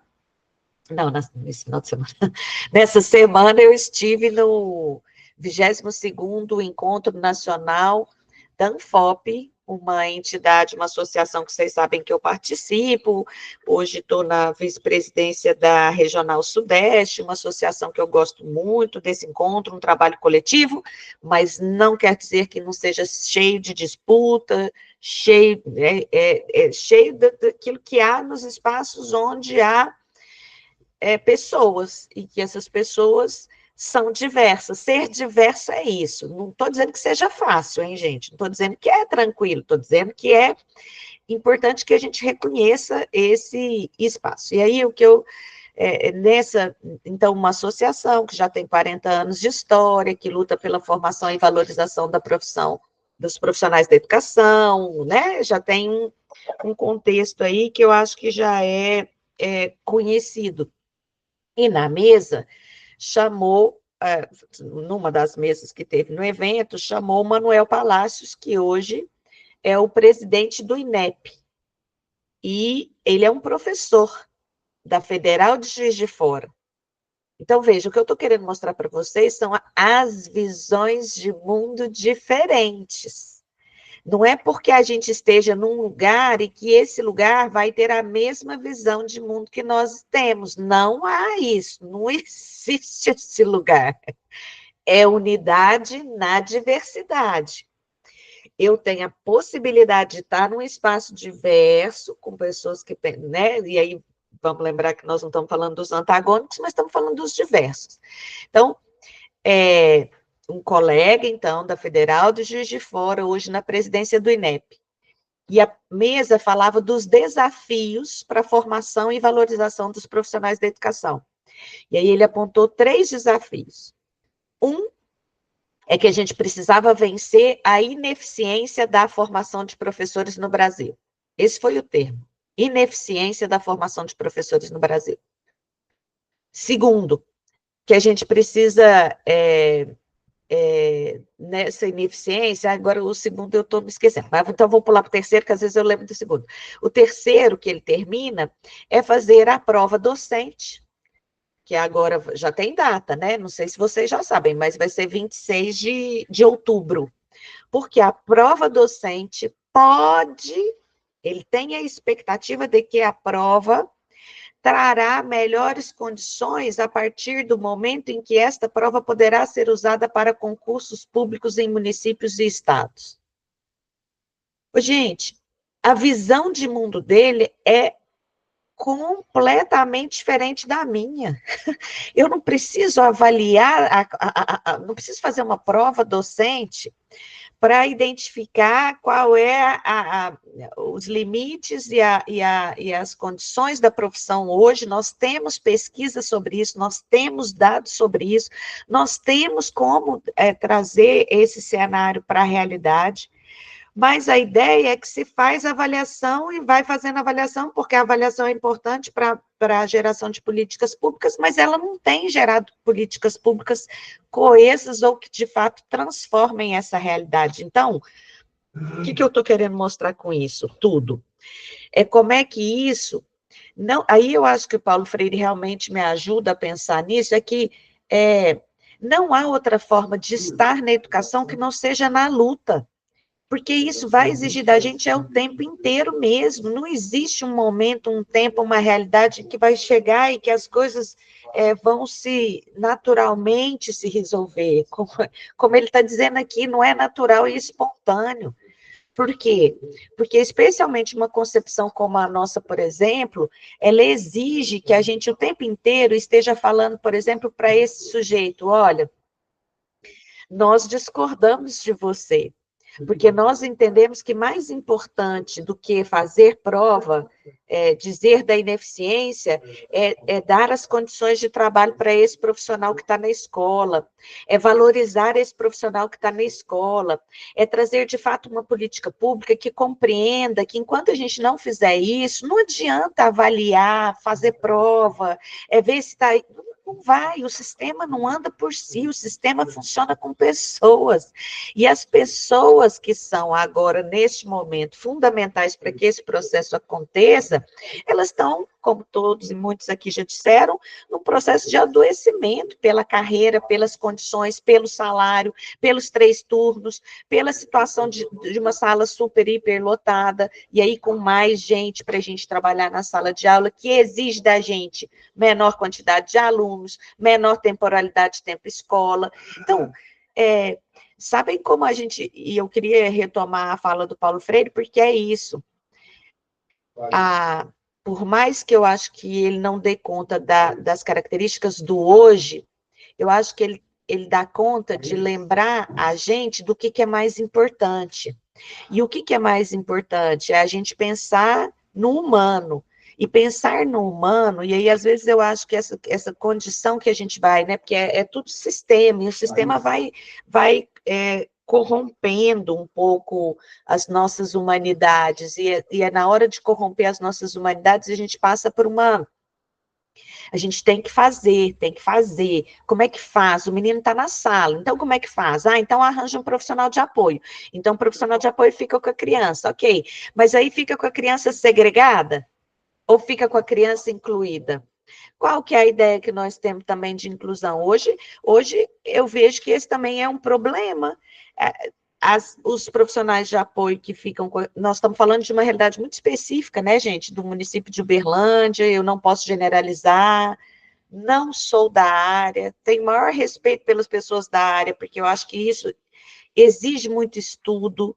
Então, eu geralmente me silencio. Eu só sei aprender, escutar para ver como é que a gente lida, e escutar a dor também é importante, o sofrimento, né, as condições concretas dessa realidade. Mas eu acho que especialmente é essa questão que a gente, mais uma vez, né, se a gente for olhar no distanciamento, assim, eu fico vendo que criar um profissional de apoio e colocar essa criança em espaços diferentes daqueles que seriam possíveis dela estar, para mim a gente está assim segregando, tá fazendo, é aquilo que o Freitas fala, que é a exclusão na inclusão, né? Está dentro, mas está sendo excluída de dentro, não está sendo excluída de fora, antes era de fora. Agora a gente põe para dentro, mas dentro a gente também exclui.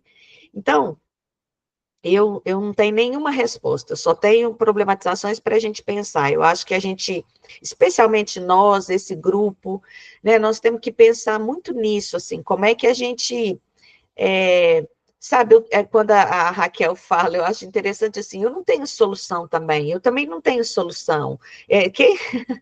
Quem dera, né, também a solução tivesse numa pessoa, numa cabeça, não está, né, se existe solução, a solução está na história, para mim, essa é a convicção. A solução está na história e a solução está no coletivo. Essa é a convicção que eu parto. Partindo dessa convicção,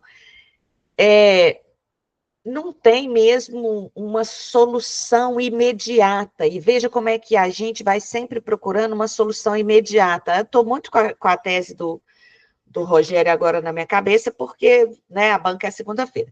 Mas ele também dizia isso, se a gente lembrar disso, é porque eu estou querendo desviar um pouco essa ideia da criança, ou do estudante da estudante, né, com deficiência, para entender que é um universo maior quando a gente pensa na inclusão, porque a gente vai e acaba fazendo e dizendo, e aí ele estava me mostrando como é que, mostrando para todo mundo que lê a tese dele, que foi um tempo na pandemia de excesso de instruções normativas, de regulamentações, de portarias, mas um excesso. Toda hora era uma portaria, se não era do Ministério da Educação, era da escola, se não era da escola, era do Instituto Federal, se não era do Instituto Federal, era... Por quê? Porque aí eu estou querendo só fazer a relação, porque a gente acha que a gente tem que controlar, porque aquilo ali era uma situação realmente de descontrole, de insegurança, de ninguém sabia o que fazer. E aí, quando não sabe o que fazer, vai criando norma. Vai criando norma, vai criando como? Vai criando para controle de uma situação que muitas vezes não dá conta desse controle, né? E então, vou encerrar para não ficar falando demais, mas eu acho que é importante, especialmente, a gente voltar para essa ideia, que a Lohane não está mais aqui com a gente, mas eu quero voltar com vocês, e talvez seja um conceito que a gente possa retomar no círculo, que é o conceito de integração que o Paulo Freire fala lá no Educação como Prática da Liberdade. Que é claro que o conceito de integração hoje para nós, ele não dá conta mesmo, né? Mas eu queria que a gente pegasse a essência dessa ideia da integração do Paulo Freire, que eu acho que essa compreensão que é muito difícil, nós aqui estamos concordando, é muito difícil da gente pensar como é que a gente estabelece fins comuns na diversidade. Né, que eu acho que é uma busca, por exemplo, do nosso círculo. Olha, o nosso círculo é um exemplo disso. A gente foi construindo o círculo, a gente tem um fim comum, que é o encontro com Paulo Freire. Mas a gente foi criando diversas formas para fazer isso, e tem hora que a gente fica meio decepcionado com uma forma que a gente mesmo criou, tem hora que a gente gosta mais de outra, tem hora que... Por quê? Eu acho que isso é fundamental, gente. Se a gente não tem clareza de qual é o fim que nos une, e que não significa nessa união que somos iguais, significa que nós temos fins comuns, mas que nós somos diferentes, que essas diferenças também precisam aparecer. Isso que eu acho que é a grande questão apontada pelo Paulo Freire, que parece tão simples, mas é tão complexa, né? Porque eu acho que a gente pode dizer aqui entre nós, inclusive, como isso é difícil da gente vivenciar nos nossos espaços de trabalho, seja onde a gente estiver, aonde quer que seja, né? Então, só para a gente voltar, e para encerrar, se eu estou falando dessa questão do humano que não pode desvincular do nosso horizonte, ao mesmo tempo da realidade, e não da gente pensar no imaginário criado por algum lugar que existe paraíso, e que a gente vai ter as condições concretas dadas, que implica luta, significa lembrar também que a hora que nós estamos pensando nessa ética freiriana, nós estamos pensando na desigualdade social. E parece que a gente parou de falar sobre isso, e hoje vocês trouxeram isso aqui também, que eu acho que é fundamental que a gente retome, porque eu tentei até buscar a notícia que eu tinha visto essa semana, de que os dados agora que estão sendo vistos, estão vendo como é que a desigualdade social tem implicação tanto na escolaridade quanto na aprendizagem. Então, claro, não quer dizer determinar as pessoas, mas quer dizer que a condição, a desigualdade social, ela tem impacto no processo educacional de um país, de uma cidade, de um estado. Isso a gente não pode esquecer, porque parece que a gente agora parou de falar disso, e é como se ela desaparecesse do cenário, e não desaparece. Ainda temos um país desigual, ainda temos um país em que crianças, jovens, adolescentes e adultos não têm as mesmas condições, e, portanto, terão nessa mesma perspectiva, diferenças em seus processos, inclusive, de identificação daquilo que socialmente nós construímos e produzimos na humanidade. Então, isso tudo traz impacto para a gente pensar o que o Paulo Freire está falando nessa unidade da diversidade. E juro que agora, para encerrar mesmo, eu também não gosto ainda do termo multiculturalidade, que eu acho que é outro termo que a gente também podia voltar aqui do Paulo Freire, porque aí eu acho que ele traz um pouco esse diálogo do próprio Michael Apple, né? Agora eu já não sei qual que é o inglês, qual que é o certo, mas enfim, desculpem meu inglês, mas acho que vocês sabem quem é, que fala do multiculturalismo, e que o Paulo Freire tem um diálogo com ele, para a gente ver como é que isso contribui para essa discussão que nós estamos fazendo aqui, especialmente da realidade hoje, de como esta inclusão às avessas tem sido feita pelos sistemas de ensino, e como nós estamos aí sendo atropelados e, ao mesmo tempo, sem saber como é que a gente respira com uma realidade como essa, como é que a gente respira, transpira e encontra possibilidades nessa realidade, né? Não, mas não a desprezando, mas com ela, né? A partir dela, sem essas 1001 formas que nós temos hoje de lidar, especialmente com as regras que já vêm prontas, com o cumprimento da determinação, do marco legal e daquilo que se espera desse ambiente, tanto da escola quanto da universidade. E toda hora que eu quero encerrar, eu lembro de mais uma coisa. Veja, nós, né, sempre conversamos aqui, e eu mesma, né, quando as meninas falam, a Alzira hoje falou da ideia do laudo e tal, a gente sempre questionou muito isso, né? Que laudo é esse, e o que dá essa característica que a gente acha que é fundamental para que a criança esteja na escola, especialmente que tenha algum apoio de alguma forma. Os sistemas de ensino têm feito isso, e hoje a própria universidade tem feito isso. Só atende se for laudado. Mas a gente critica isso no sistema e reproduz isso no sistema. E o argumento é sempre aquele que o capital não deixa a gente esquecer de qual é também a nossa realidade, que é o seguinte: não tem verba. Se não tem verba, não tem para todo mundo. Se não tem para todo mundo, tem que criar um processo seletivo para você atender pessoas que têm necessidade. E aí, olha a inversão, gente, da ideia da humanização e da ética, né? E aí, é claro que isso tem impacto lá na ponta, que é onde mais se precisaria dessas condições institucionais para tudo isso acontecer. Então, esse é um tema sensível para mim, é um tema que eu acho que vale a pena a gente voltar nele, assim, e ver a partir dessa ideia do política e educação, como é que a gente pode ir em outros, talvez buscando essas categorias que nos ajudem um pouco mais a entender, né, como que é que a gente pode pensar essa realidade atual. É isso, desculpa o tanto que eu falei. Dani.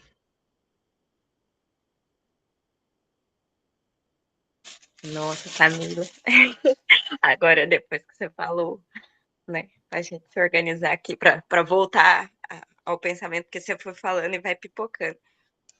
E antes de puxar uma coisa que você falou, eu queria muito agradecer a Raquel e a Silvia que prepararam esse encontro que tá, nossa, fazia muito tempo que eu não vinha no círculo, mas hoje eu falei, nossa, eu preciso muito ir, porque eu acho esse tema uma coisa assim, que a gente precisa ouvir muito as pessoas e a gente precisa ler mais sobre, porque é muito complexo, né? E puxando do que a Camila falou aí, de estar em espaços que a diversidade ela existe, o conflito ele existe, mas a gente tem um fim comum. Eu conheci aqui em Piracicaba um lugar que chama Casa do Hip Hop. E eu nunca tinha vivenciado um movimento e um espaço em que você pega esse trecho que as meninas colocaram aí no slide e você vê ele, e você sente ele, você respira ele, sabe? É um lugar que começou de um galpão que era ocupado pela comunidade por pessoas em situação de rua. E aí foram levando música, algumas pessoas da própria comunidade, jovens da comunidade, ocuparam esse lugar muitos anos atrás e começaram esse movimento de levar música, dança, e a partir daí foi criado a Casa do Hip Hop aqui em Piracicaba, que hoje em dia ela conta com uma diversidade gigantesca, assim, de oferta para a comunidade. E o fim comum deles é que se tenha um movimento popular de valorização do lugar. Essa é a finalidade do lugar enquanto comunidade ampliada ali, sabe? E aí lá tem uma agrofloresta, tem uma cozinha comunitária que serve comida para 200 famílias, tem vários projetos de danças diferentes, tem projeto para as pessoas idosas, eles estão conseguindo remunerar o pessoal que dá essas aulas, tem a cozinha vegana, que é a que eu faço parte, que a gente está tentando fazer um projeto de transição alimentar a partir dessa agrofloresta, tem jogo, tem, enfim, tudo que vocês imaginarem tem ali. E tem muito conflito. Só que o conflito é no sentido de potencializar o lugar e não de destruir o que tem. É uma coisa assim, quem um dia quiser conhecer, se vocês quiserem seguir a casa, eu acho que é @Casa do Hip Hop em Piracicaba, @Casa do Hip Hop Piracicaba, eu acho. E, gente, é uma coisa assim, você vê isso de uma política de mobilização e de organização de cada grupo cultural com vista ao fim comum. Você vê isso. E é muito gostoso. Sabe quando você tá naquela desesperança? Você chega lá e você muda a sua perspectiva. É um lugar muito, muito bom. Eu acho que vale a pena a gente ver esse tipo de coisa na prática. E algumas escolas, inclusive, né, começaram a ver a Casa do Hip Hop como um exemplo. Então, tem tido visita de gestor, tem tido visita de escola na horta para poder replicar na escola. E eu acho que isso é legal. Você pega a potência do que tem no movimento social e tentar adequar no seu espaço. Não dá para copiar a Casa do Hip Hop na escola, né? Não é possível fazer isso. Mas você consegue pegar algumas coisas que tem lá e levar para o seu espaço. Eu acho que você vivenciar isso, não só ler sobre ou ver de longe, você tá ali dentro, é uma coisa que faz reacender o que tem de freiriano na gente, assim, de acreditar, de de sentir que é possível fazer alguma coisa e ter um impacto legal no lugar. Então, quem quiser conhecer a casa, eles são muito abertos. E quem quiser aí reacender a esperança, gente, recomendo muito. Acho que é sobre isso, né, Dani? É estarmos juntos em prol de uma coisa comum e dando seu serviço para algo que você vê que faz sentido, né? Eu acho que tem tanto a ver com isso que a gente tem falado aqui, né, de multiculturalidade. O Carlos pediu para falar também, eu fui fechar aquele negocinho da lista, não estou vendo se ele ainda está na fila, mas, Carlos, eu vou só comentar o pessoal que falou no chat aqui, porque depois não fica gravado e quem for acompanhar precisa para saber, né? A Andrea fez um comentário ela fica refletindo sobre os estudantes do campo, porque diferente dos estudantes da periferia, que ainda conseguem terapias pelo SUS, os do campo não conseguem nem acessar, porque é muito difícil, é muito longe. Na maioria das vezes, se precisar pegar transporte para ir para a escola, é difícil, porque senão o patrão manda os pais embora, tem alguma coisa bem complexa ligada mesmo à questão da educação no campo. A gente até tematizou, se não me engano, no último encontro. Tem uma anotação aqui falando da educação no campo. Realmente é um tópico muitas vezes negligenciado, né, Andréia? Você falou, né, Carlos, da pedagogia do envolvimento. Eu achei muito bacana que você defendeu essa ideia na sua tese, né? Que ela é necessária porque, sobretudo, traz escuta e acolhimento, né? E aí, depois... Quem fez o comentário aqui, eu acho que eu passei rápido, da Camila falando da exclusão na inclusão, né, da diversidade no Brasil. A Karen comentando o trabalho docente, né, que às vezes vem um monte de relatório para preencher e o professor fica tão sobrecarregado, caindo naquele monte de papel que tem que escrever, que às vezes torna-se difícil estar tão presente para a prática, né? Agora que foi a Flaviane que comentou de concordar com a Camila de, na realidade nacional, existe tanta exclusão na inclusão, né?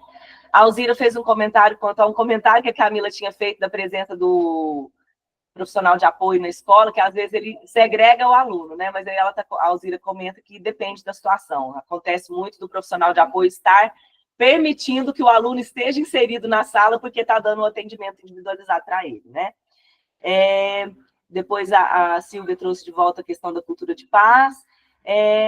E a Elaine também fez um comentário sobre a zona de conforto, né?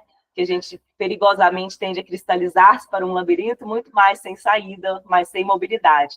Muito mais do que sem saída, sem mobilidade. E se tem algo que nós, dentro de uma sala de aula, buscamos e lutamos para não ter ações de fazer a aprendizagem acontecer, né? Para ter, são ações. Acho que eu coloquei um não onde não tinha. Né? E é isso, a Camila comenta aqui no final que geralmente os movimentos sociais são mesmo esse exemplo vivo, né, da gente estar. Por isso que a Dani mencionou a ideia do fervilhar freiriano, né? Você está no campo, você está fazendo a coisa, né? Carlos, você ainda quer falar que a gente encerre? A gente está a alguns minutos do encerramento, pode falar. Eu queria só, assim, acho que a Camila nos trouxe muitas perguntas interessantes. Camila, muito obrigado. Acho que é sempre para a gente pensar. Eu queria só, talvez, acrescentar que, com relação ao Brasil, né, além das questões sociais, a gente tem também a questão geográfica, né, que é para pensar. Então, por isso, não dá para a gente pensar num único modelo. Acho que a questão é justamente às vezes, essa tentativa de padronizar, de achar que existe um combo, mas como o Freire coloca, e aí em algumas obras, mas em Pedagogia da Indignação, especificamente, que é uma obra que eu li mais recentemente, é preciso a gente pensar o onde, o quando, o para quem, e eu acho que isso envolve essa questão da história que ele traz nesse capítulo, da história, de pensar a história não como determinismo, mas como possibilidade, que é uma outra discussão que ele vai retomando em algumas obras. E a Camila trouxe uma coisa fazendo referência, uma referência ao trabalho do Rogério, e eu vejo com uma impressão, talvez para a gente pensar em outros momentos, talvez até retomar, que após a pandemia, eu estou com essa sensação, né? E não vi pesquisas ainda sobre, mas que, assim, essa demanda de formação, de eventos, de participar disso, daquilo, eu tenho observado muito isso, como se ficou também como resquício da pandemia, essa coisa desenfreada de que a gente tem que participar de tudo, precisa participar de tudo. Porque surge uma coisa aqui, surge um evento ali, surge outra coisa, e daí a pouco você meio que quer se envolver em tudo e fica às vezes com uma sensação de que, mas será que eu estou fazendo bastante? Né? E a gente, sem olhar para os nossos esforços, né, enquanto professor, enquanto pesquisador, enquanto no movimento social, enfim, então acho que talvez para a gente poder repensar um pouco a respeito disso em outros momentos. E aí, só para finalizar essa questão dos movimentos sociais, porque eu acho que se aproxima da minha tese, e eu não poderia deixar de destacar aqui que o Paulo Freire, nesse capítulo, traz um parágrafo que faz referência à teologia da libertação. Né? É claro que ele está falando da teologia da libertação ali no início da década de 90, onde ela ainda está muito forte, a atuação da SEBS, da Pastoral da Terra, né? Desses movimentos da igreja, né, que a gente chama da igreja progressista ou da igreja libertadora, que vão surgir, que vão contribuir para a formação do pensamento crítico, né, como a gente tem hoje pessoas nos movimentos sociais, até mesmo na política, né, mas nas universidades, dando aula em escolas, enfim. Então, para a gente pensar na importância também desses movimentos que, mesmo na contramão, mesmo a gente parecendo minoria, que a gente está se fortalecendo, está se acolhendo, né, tá se ajudando a pensar, né?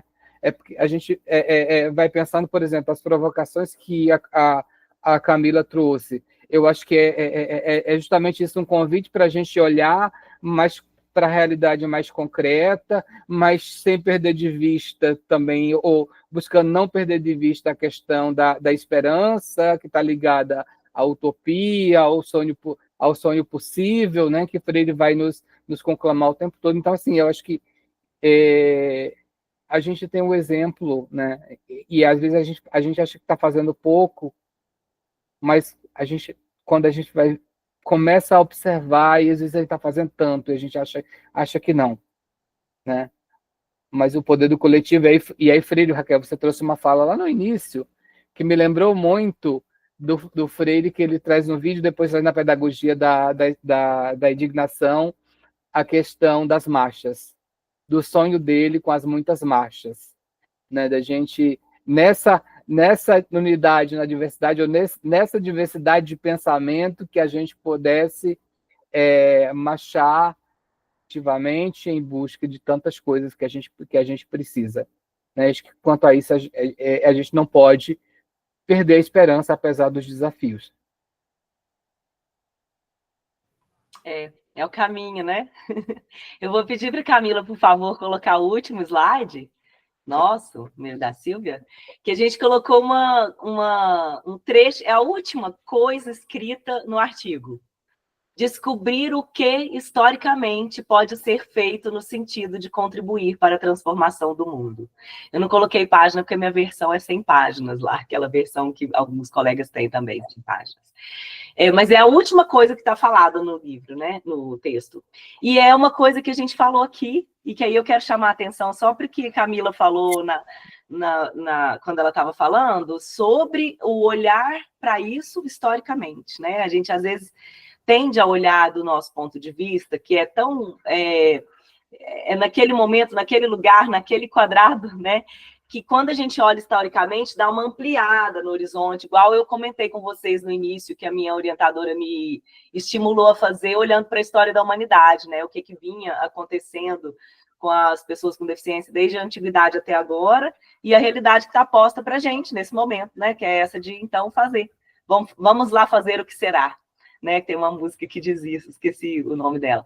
Mas é um pouco isso, da gente se somar nessas marchas, né, que precisam estar pautadas com o pé no momento presente, mas sem isentar da responsabilidade de que a gente está construindo um momento futuro, e que, de fato, tem muita coisa para construir. E que nessa construção, muitos dos nossos pares pensarão um pouco diferente da gente, mas é possível dar a mão e fazer uma coisa interessante junto mesmo, na diferença, né? Que tem a ver totalmente com essa ideia que o professor Paulo Freire destacou para a gente nesse movimento, né? Silvia, você quer falar uma palavra para nossa finalização? Bom, Carlos, primeiro agradecer ao pessoal pela disposição, mais um sábado, e aí teremos poesia, Carlos? E a música é Semente do Amanhã. Eu fiquei cantando aqui também, né? Do Gonzaguinha. Carlos colocou aqui no Mas chat. aí eu vou. Joia, Silvia, eu também, Silvia, nós temos que arranjar uma forma da gente se encontrar, né? Porque eu Sim. já abracei ó, o Carlos, a Dani também, enfim, da Seta, eu vou ter que agora, a próxima vez que eu for aí pertinho, eu vou ter que te avisar. Por favor, Mas, hein? olha, eu queria só pedir para a gente, porque como também a Isabela, não sei, Letícia, se a gente conseguiria, mas talvez fosse mais fácil para nós concluirmos a nossa reunião e a gente ir para a nossa poesia, Carlos, pode ser? Porque aí fica com um vídeo separado, fica mais fácil da Letícia também editar. Aí eu vou pedir, gente, então, um beijo, vamos encerrar esse vídeo e a gente se encontra no dia 14 de junho, com a presença da professora Nima Espigolon conosco.